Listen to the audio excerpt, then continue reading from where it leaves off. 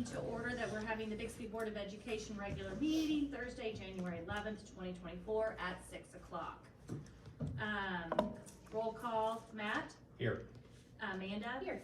Julie? Here. Tristy, I'm here, and Justin is not present today. Okay.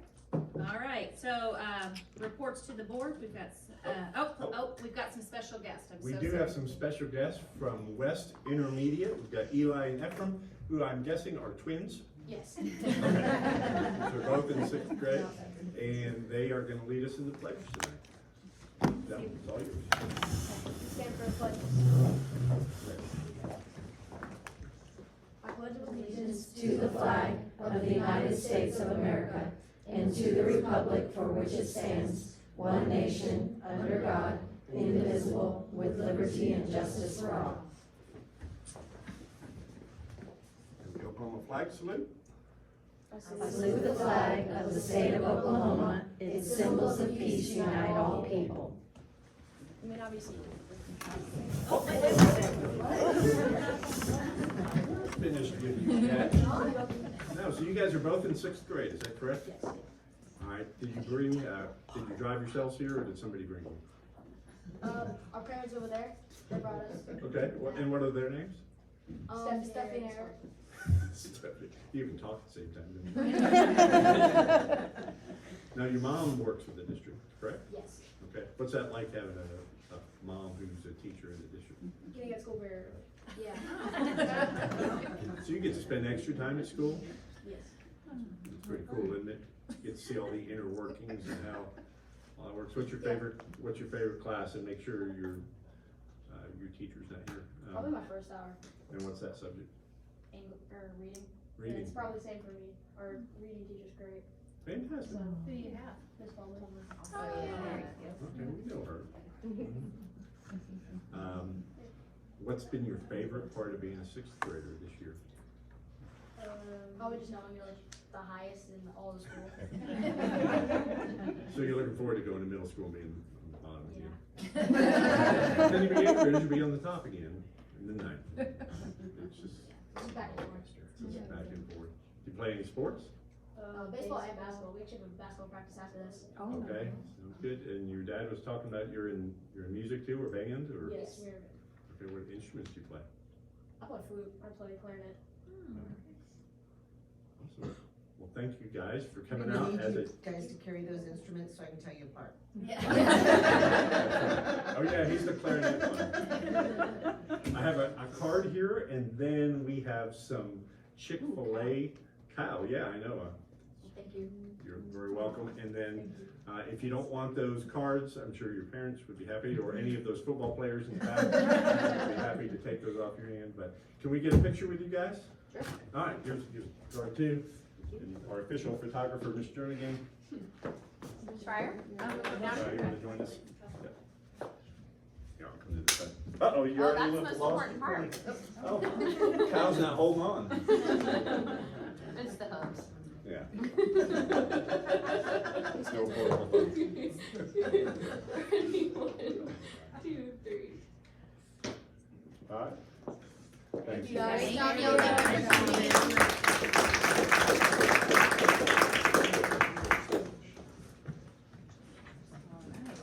think we have a starting point of excellence or special recognition. Is it on? There it goes. There we are. We're going to skip to that one. Well, members of the board, this is kind of crazy. It's kind of become a tradition, an annual tradition here in Bixby, that every January we welcome our varsity football team here to recognize them for a state championship. At least it's happened every year that I've been here. And for the last 2 years, we can add to that the academic state champions as well. So when they just talk about, we've got a great football team, great athletes, we also have great student athletes and scholars and students who put the same kind of effort into their classwork and their studies as they do on the field. I think TJ Eckert, who constantly, when he posts stuff on social media, he's the sportscaster at Channel 8, he always says, you're running out of superlatives. Running out of positive things to say about the Bixby Spartan football program and about the athletes and the coaches. And I think that's true to a certain extent, but every class is different. And it starts early, you know, with youth football and certainly when you get into 8th grade. But it is those core values that you all hold dear, that discipline and integrity and selflessness and consistency. It's the hard work in the weight room all summer long. It's the 7-on-7. It's everything that you put into the program. Winning, as the coaches tell you, doesn't happen by mistake. There's a reason why you guys prevail at the end of your football games, and it's because of your effort, your dedication, your commitment to each other, and just your passion for the game. I am very proud of you. I've had the opportunity to be on the sidelines many times and watch you guys come in and out. I love the way that you support each other, encourage each other. Even when a mistake is made, you're there to lift each other up and say it's going to be okay. But it is a joy to watch you play football. It really is. And I wish you nothing but the best. Did one of your coaches show, or did they just leave you on your own? Oh, That's goodness. how much they trust them. All right, so who's one of the captains here? Who's going to step up and? All right, so gentlemen, we're going to give you the coin of excellence, and I kind of told you what this was. This only goes to students who earn a state championship or score perfect ACT or that sort of thing. So you guys can go ahead and line up. And what I'd like you to do is introduce yourself to our board members. Tell us maybe what position you played, how long you've been in Bixby, if you're a Bixby lifer or you've been here since 4th grade, and then if you know what your plans are for next year or into the future. Or your favorite first grade teacher. Favorite first grade teacher. You can also put that in. Then as you finish, if you'll just come over here, and then once we're done, we'll bring you back up here, give you your coins and get a picture. All right? Thank you, gentlemen. Go ahead. My name is Sam McCormick. I play a wide receiver and linebacker, and I've been in Bixby since kindergarten. My favorite first grade teacher was Fryer. I plan on attending Princeton University in the summer, or 4 years, I guess. You know what you're going to major in? International affairs or histories. Okay. Fantastic. Yeah. Thank you very much. Hello, my name is Chase Kirby. I play receiver, DB. I plan on attending Oklahoma State University next year. Okay. I've been in Bixby since pre-K. Okay. Awesome. Awesome. My name's Ed McClure. I play O-line. I've been in Bixby my whole life, and I plan on playing college football next 4 years. Do you know where yet? No, I haven't decided. Okay. Fantastic. My name is Brody Duffel. I play O-line as well. I've been at Bixby since kindergarten, and I'm going to play football at Tulsa University. My name is Brandon Hobbs. I play D-line. I've been in Bixby since 1st grade, and I want to go to college and be an aerospace engineer. I don't know where that is yet, though. Wow. Fantastic.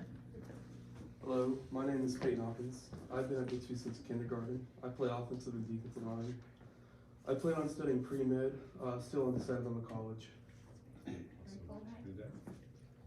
Hi, my name is Trey Pauly. I play running back. I've been at Bixby since pre-K, and I plan on attending Oklahoma State University. Great, Trey. Thank you. Hi, my name is Jackson Summer. I play safety. I've been at Bixby since 2nd grade, and I'm going to OSU next year. Awesome. Hi, my name is Luke Edwards. I'm an inside linebacker only. I've been in Bixby all my life, and I think I'm going to go to NSU next year. Fantastic. My name is Troy Wynn. I'm the kicker. I've been in Bixby all my life, and I'm undecided on college, but I plan to do pre-med. You got a good leg. My name is Michael Villarreal. I'm D-line, and I plan on majoring in business administration at OU. Great. My name's Jaden Ragland. I'm a punter. I've been at Bixby since 6th grade, and I want to go to college. I don't know where yet. Okay. Fantastic. My name is Caden Chris. I play tight end defensive end. I've been at Bixby since 7th grade. I plan on going to Pitt State. Brilliant. I had a son who played at Pitt State. You know, being a punter at Bixby is not, that's kind of tough. Yeah, you know, you get to punt like 4 times a year. Not fair. Well, as the board can, you probably heard people out there that aren't a Bixby Spartan talk about our recruiting efforts, and you can see that we start recruiting when they're 3 and 4 years old. When they're very young, so we've got an eye for talent. Thank you, gentlemen, for coming out tonight. I know several of you want to get to watch some wrestling and cheer on your peers out there. So why don't you come up here, and Ms. Fryer, if you'll help me hand out these coins. All right, kind of put, well, I'd say it's the big guys in the back, but you're all the offensive line in the back.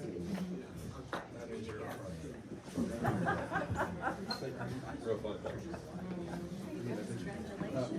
That's right, you can stay around. Board members, I've told them if they challenge you, or challenge me to challenge, I've got to have my coin, or I've got to do push-ups. All right, Ms. Fryer, you want to get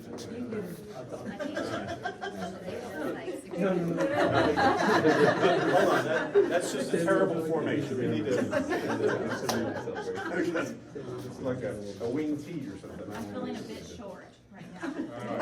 That's quite safe, probably. Can they see over my head? Ms. Fryer, she's free safety. That's actually cute. She looks like a little girl. Oh my gosh.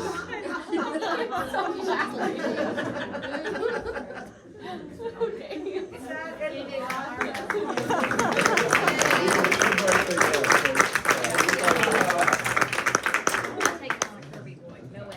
Congratulations, guys. Congratulations. Love to beat you, Coach.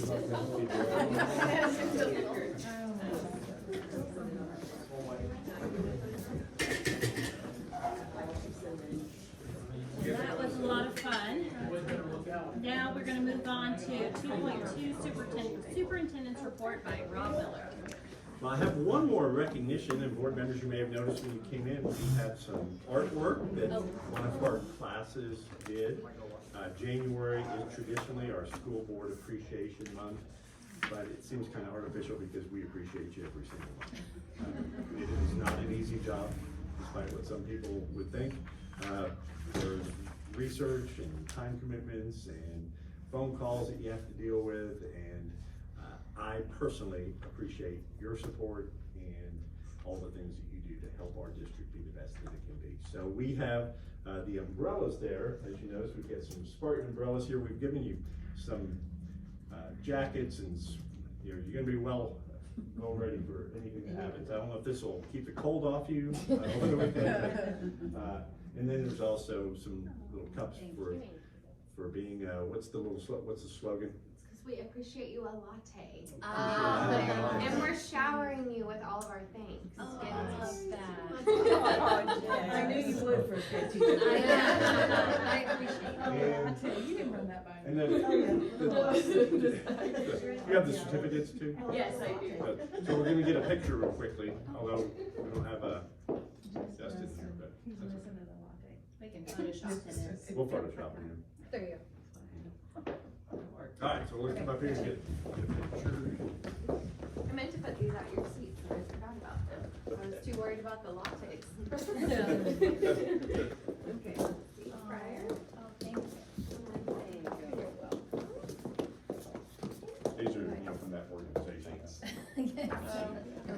Great. Okay, now I've set my phone down. So All right, you got a whole one? Are we holding it? Okay. Yep. Okay. All right, here we go. You guys look very official. All right, you want to come?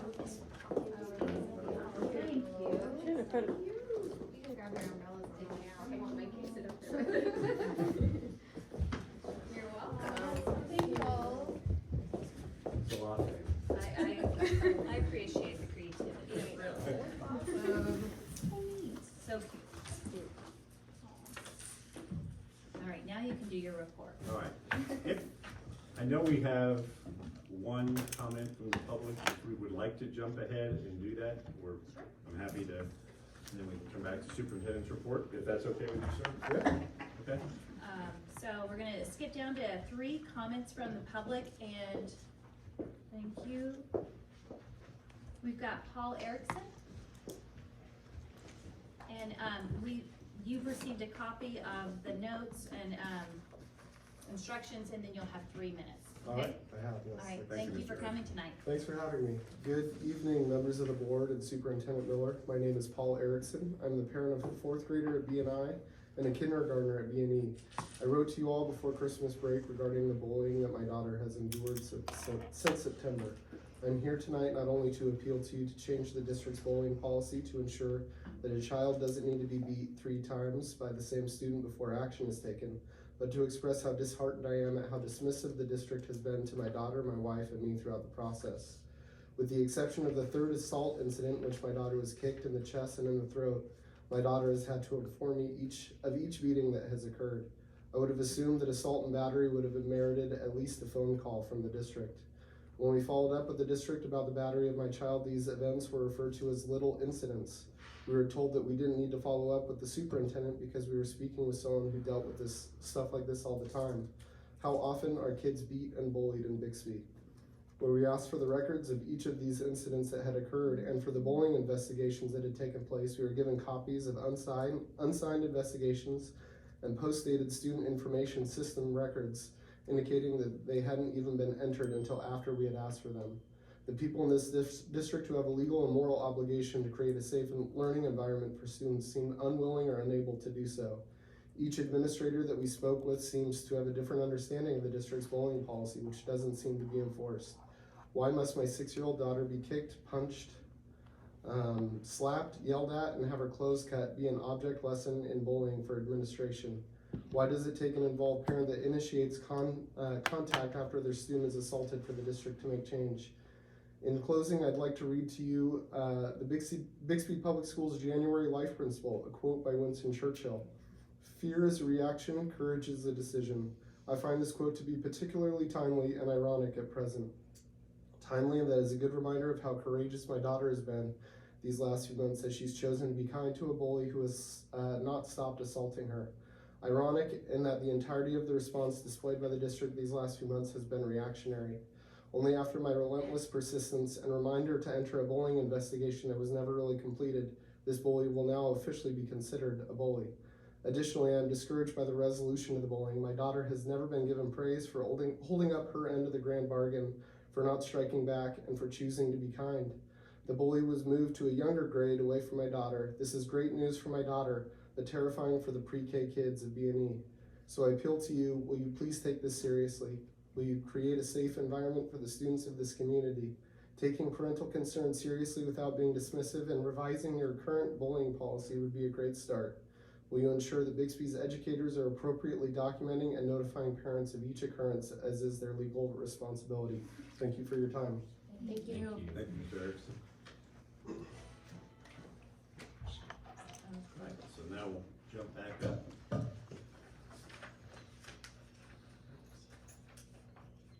Oh, you got to click it. Oh, well. There we go. Just some miscellaneous updates. I'll share these electronically so you don't have to write any of this down, but it's always a busy month in January, February with all of our winter sports. Tonight, as a matter of fact, the reason Mr. Cheatham is gone is we've got a varsity wrestling versus Stillwater tonight, so that's happening. We also have senior night for swimming, and then you'll see the schedule there for basketball, girls wrestling. Our girls team is still ranked #1 in the state. Our boys, I think, are ranked #2 or 3, depending on which poll you look at. That'll hopefully stay at #2 after tonight, because it's between us and Stillwater. I wanted to point out the middle school robotics competition on Saturday, January 21st. That one will start at 9 o'clock. You're certainly invited. That's at the middle school. We are hosting 60 other schools, I believe. It's the largest competition in the state. So Trenton Dansby continues to build that program, and it's pretty phenomenal. But if you want to just come just sometime during the day, and we can show you what one of the robotics teams look like. You've kind of seen some of it before. Bond forms. As you know, in December, the board approved our bond issue for February 13th. We're going to do 2 community forums, one on January 31st at North Intermediate, and then one on February 6th at West. We will also be putting out information here in the next week or so giving all the items that are on that and start to build that momentum behind that campaign. The actual Spartans Vote Day is February 13th. We need to encourage everyone to get out to vote for that bond issue. Athletic signing day at this point. Did I go too fast? Sorry, I is- saw Spartan is, vote. February 7th. At this point, we don't have any students that have declared, so that is a tentative date, but I'll confirm that if you want to attend that. And then just our next board meeting. So those are the big events, at least going around the district. So now you can go to the next one. I wanted to spend just a couple minutes talking about the demographic study. I was hoping we'd have the physical copies today, but they're somewhere in the mail. But I did send an electronic copy to all of you. There's a lot of information in that. And so we're certainly not going to go through page by page, but some of the key elements of this, key quotes from that you probably noticed. First one, of all the districts that analysts have studied, Bixby is by far the most exceptional in terms of continued strong growth over 30 years. This is Business Information Services. They have done, they did this study in 2006, they did another one in 2011 for us, and then they did the one in 2018, and then this is the fourth of these. So what they have tracked over the time that they've done their studies is just that strong, consistent growth, no plateaus. It's just pretty much linear line going up. Second quote, what they did was look at those cohorts over the last 3 years, and of those 39 possible grades from kindergarten through grade 12, 34 have increased over from 1 year to the next. So it shows not just continued growth at lower grade levels, it's every grade level for the most part. We have not completed an enrollment analysis for any other school district in Tulsa County with these indicators pointing to such strong future growth. So it's not just what we've experienced in the past, it is the trend moving forward. And we'll see some of those numbers here in a second. And the last one kind of stunned me a little bit. Over the past 10 years, there's been 5,162 single-family homes built and occupied in Bixby. That's a lot of rooftops. And using recent data, there's an average of 2.2 school-aged children per new single-family house built. So as that continues over time, we'll see that grow. Here is the trend since 1986, 87, where we were about 2,200, we're almost 4 times that size now. Other than the 1 year, it looks like from 2000 to 2003, where there's a little plateau, and something happened in 2020 that caused some enrollment issues. Other than that, you can see what's happened since the pandemic is that line has actually got a higher slope than what it had before. So pretty strong continued growth. Next one. This is where we are as of October 1. And I've shared this before, but just by cohort classes, you can see that our 9th grade class is at an all-time high at 630. Our 6th grade class is an all-time high, 650. So what that means is when we look at that for scheduling and staffing is at the high school, we'll replace those 514 students who'll graduate, but the high school will add 630. So the high school student population will increase by about 120 students just next year. Then with the middle school, they will lose 588 8th graders and they'll gain 652 7th graders. So the middle school is going to grow about 70 students. And that is important to see that because we know we're going to need additional teachers hired at all those levels. And then going backwards, our smallest class right now is kindergarten at 547, and that's the highest number that's ever been, and it's likely to be over 600 here in a year or two as that group starts to move forward. Okay, next one. Here are the projections. There's a little line that I've highlighted down there from this study, the one in 2018. It shows their projections. The low growth was 75.42, high growth 78.52. Their medium growth line on this study in 2018 was 7,697. We're at 7,697. Oh, wow. That's Right on the button. So that's, again, that's pre-K, that's kindergarten through 12. That doesn't count our 360 so pre-K kiddos. So that puts us over 8,000 in terms of total enrollment. So even if you follow that medium growth line all the way out over the next decade, 10 years, projects us at 10,776. And with pre-K, that'd be over 11,000 students. So in essence, between now and 23, 24, we will, or we're projected to grow to almost the size of Jenks is now in the next 10 years. So that's a little, it's exciting, but it's also causes you a little stress because we know we have to continue building and adding capacity. These next few just kind of show the high school right now is at 1620, 10 years projected to be 2766 or over 900, well, or 2664, close to 600, I'm sorry, my numbers, close to 900 students in each grade level at the high school. Next one, 9th grade, the medium growth line 10 years from now is at 908. Can I ask, are students that are online taking, are they in? They are included in these, right? I know that's a small percentage, but right, it is relatively small. Middle school, and this is one that we are going to have to continue to talk about because even though we just added the new middle school building, it's not built for 1,800 kids. So in the next bond issue in 2027, 2028, we're going to have to look at how do we increase the capacity both there and at the 9th grade center because 9th grade wasn't built for 900 students either. Next one. These are informative just because as we look at our growth, there is potential for some significant growth north of the river, but not quite yet. Homes haven't turned over. A lot of those students are older, but the projections are is that after about 4 or 5 years that will start to happen. And the birth rates that they projected on that side are relatively high. So you'll see at North Elementary for the next 4 years through 2027, 2028, pretty flat. And that's a positive thing in that it allows us to focus our efforts really south of the river, make sure that we're accommodating that.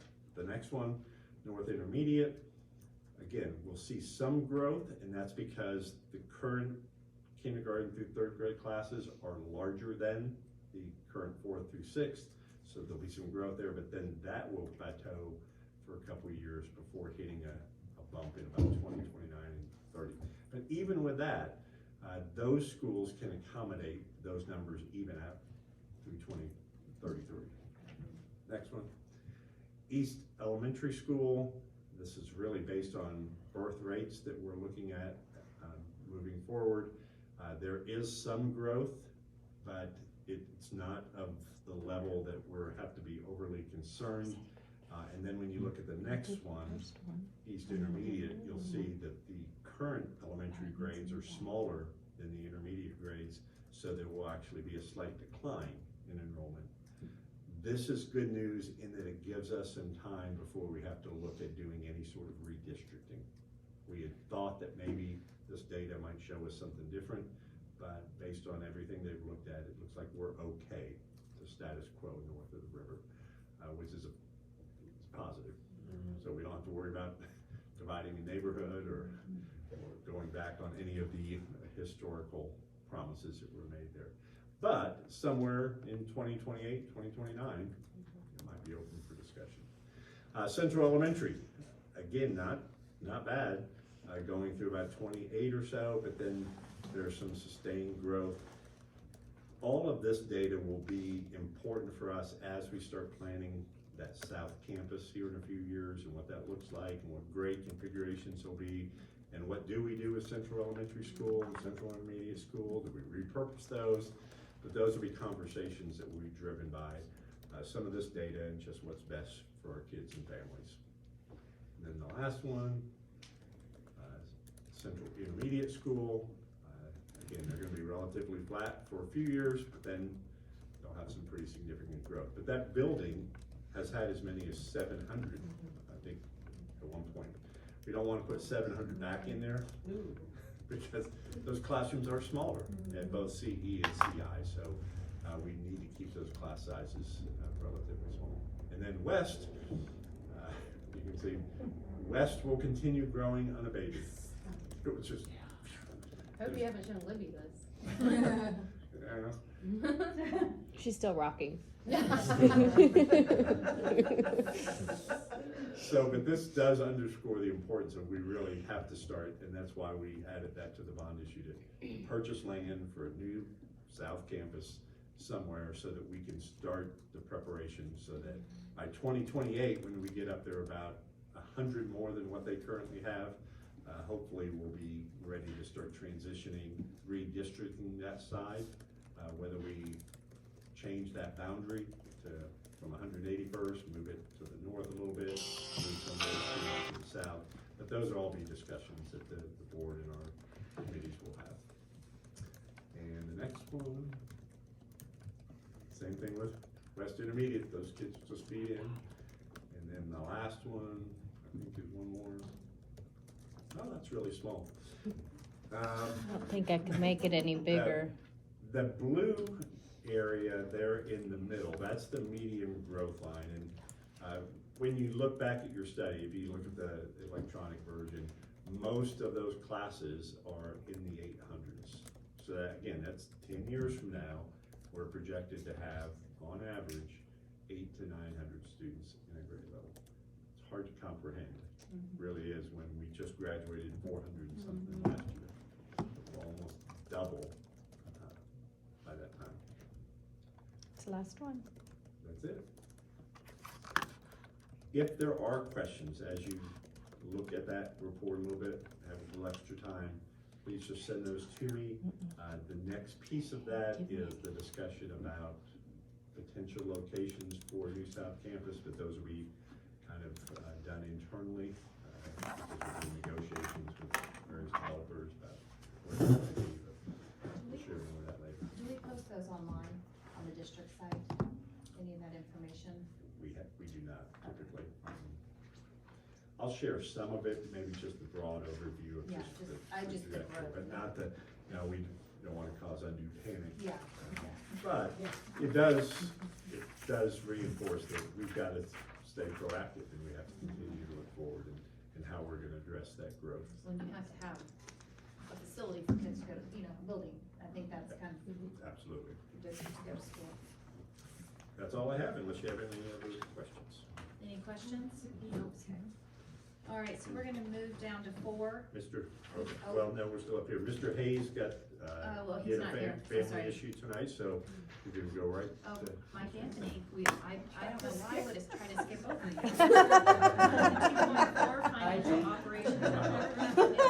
That would just be a bad day for everybody, right? Oh, goodness.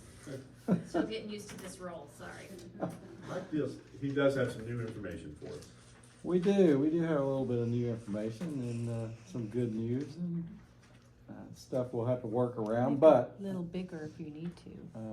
Well, they've got copies up Okay. there, so.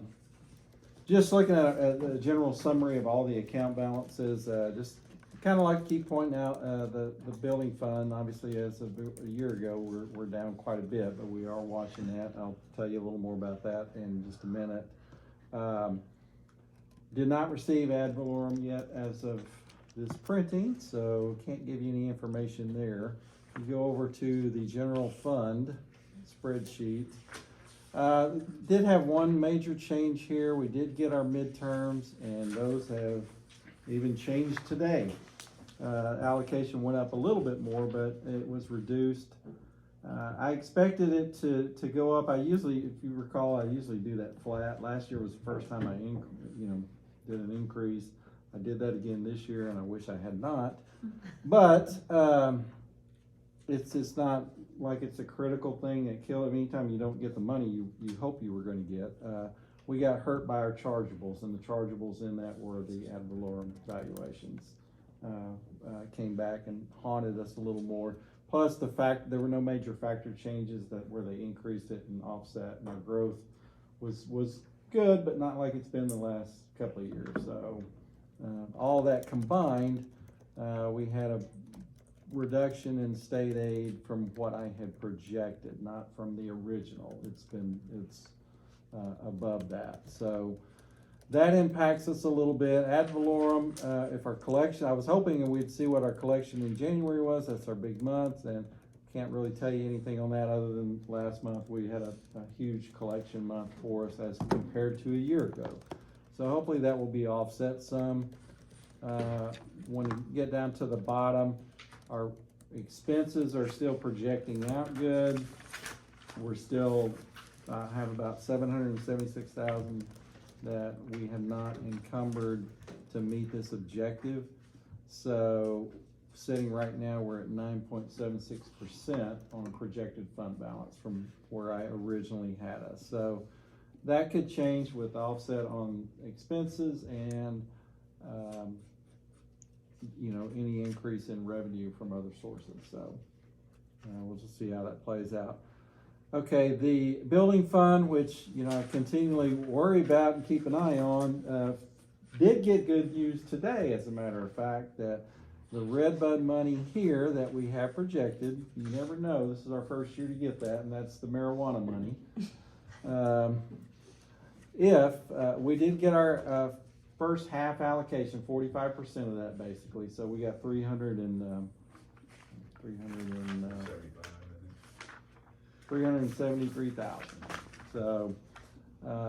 So we will get the next part of that in June. So that's going to project out like we hope. So I don't have to sit and worry about that anymore. So we get that money in. So other than that, that'll help offset it. Our expenses in the building fund are holding track right now. So child nutrition is doing well.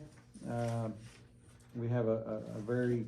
Can I ask a question about the child nutrition? Sure. We get federal funding, correct, for some of our child nutrition. Will that, the new money the money that we won't be getting for summer, will that impact our students at Bixby? Mm. No. No. Okay. That was going to be for parent. It would have gone directly to families on the EBT Okay. program. Okay. So we're still projecting a good. Somebody's listening to you, Mike. And they don't understand it. Yeah. Who does, right? Well played, Sherry. So overall, we're still in a good shape right now, good positive shape. So we'll just kind of keep tabs on our expenses and try to control those. All our building projects are doing well, so I'll give you an update on lease money and bond money next month so you can see where that stands. Any questions in regard to that?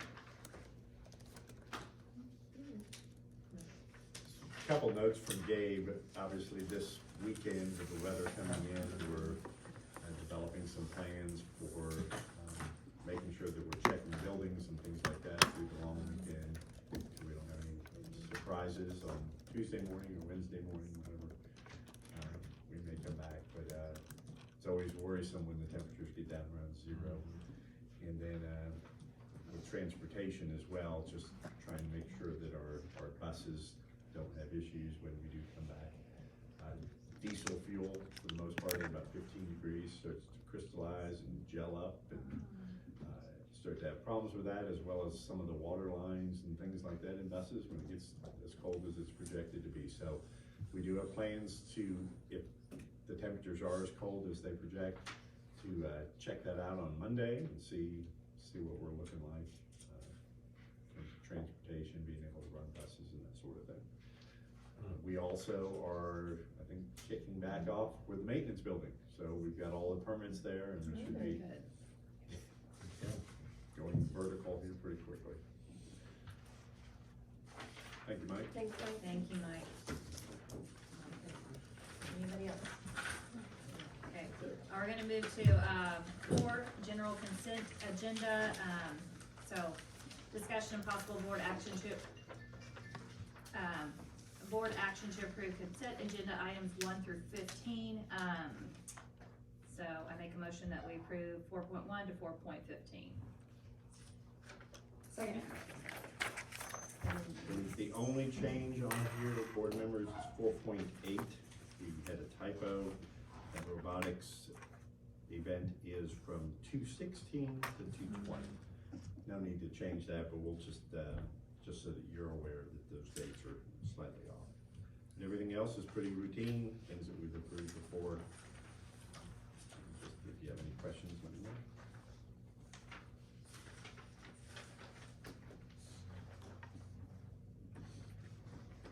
How's the bus driver situation? Do we have a couple on here?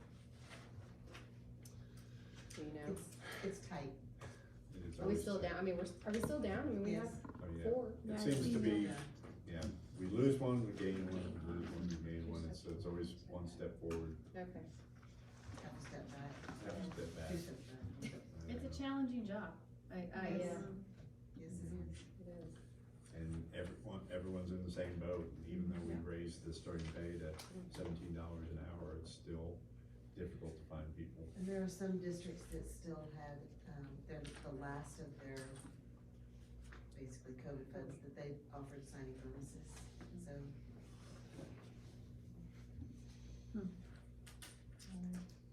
So call for a vote, or any questions? No. All right, Matt? Aye. Amanda? Aye. Julie? Aye. And chair votes aye. All right, we're gonna move to finance, no items this month, and then move down to 6, teaching and learning.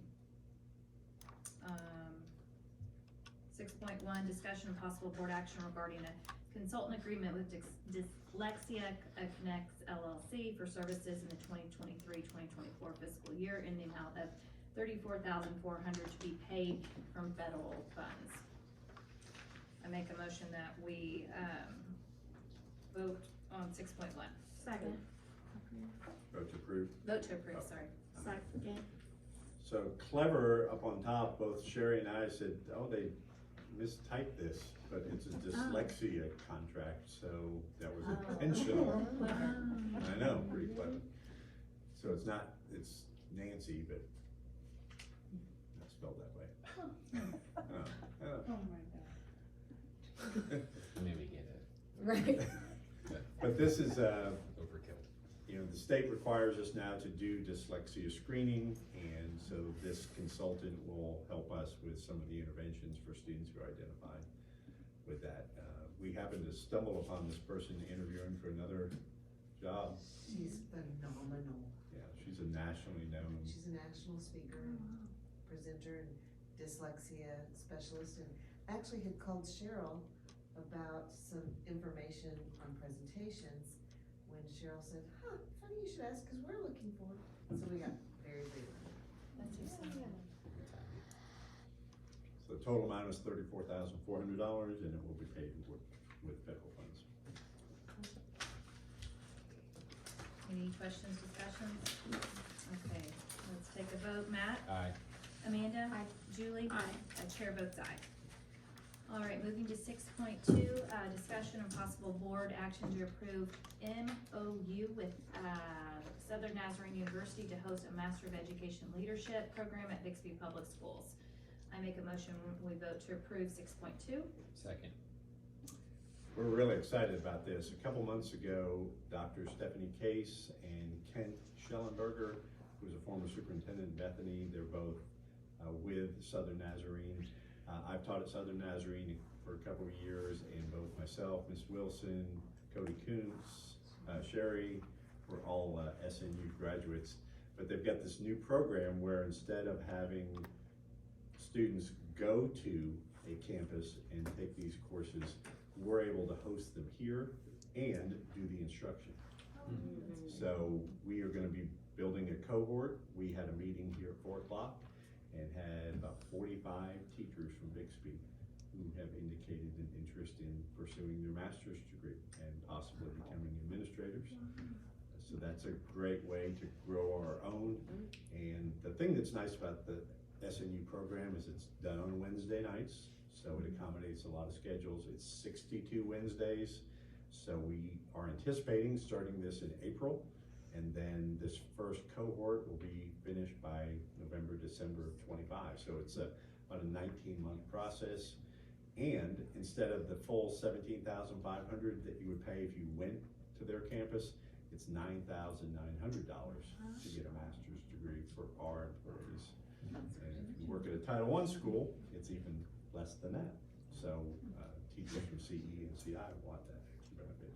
So we're really excited because we've got great expertise right here in our district. And so I'm just, it'll be neat to have discussions with our administrators and our teachers who work with each other and to work through this as a cohort together. Get a bunch more certified folks. Doesn't mean they're gonna leave the classroom, but it's, a lot of them said, I just wanna get a master's, I want a better understanding of how decisions are made and that sort of thing, so. This is really exciting, and the cost to go and get a master's for an educator, that's a big chunk of money. So it's a hard decision, a difficult one, so that's really neat. So we're excited to do that. Cool. All right, so let's take a vote. Vote to approve. Matt? Aye. Amanda? Aye. Julie? Aye. Chair votes aye. All right, let's move down to 7, operations. 7.1, discussion and possible board action regarding a contract with Julie Potter, sign language interpreter for the 2023-2024 fiscal year to be paid from federal funds. I make a motion we approve 7.1. Second. It's just a new contract. I think, what's the hourly rate? $35 per hour. $35 per hour. And when she comes in, is this for special ed, this is for conferences, or all of the? It's for student. Teaching. Okay, okay. All right, any questions? All right, let's take a vote. Matt? Aye. Amanda? Aye. Julie? Aye. Chair votes aye. All right, let's move to 7.2, discussion and possible board action regarding declaring items as surplus to be disposed of according to Oklahoma statutes. This is, Don't have any this month. okay, so we don't just skip. Skip that item. That's our favorite one. All right, moving down to human resources. 8.1, discussion and possible board action to approve any resignations submitted after the agenda was posted. Nope. And then this month. All right, so we'll skip that one. New business? No, ma'am. All right, so I am going to go to number 10, vote to adjourn. So moved. Second. All right, let's take a vote. Matt? Aye. Amanda? Aye. Julie? Aye. Chair votes aye.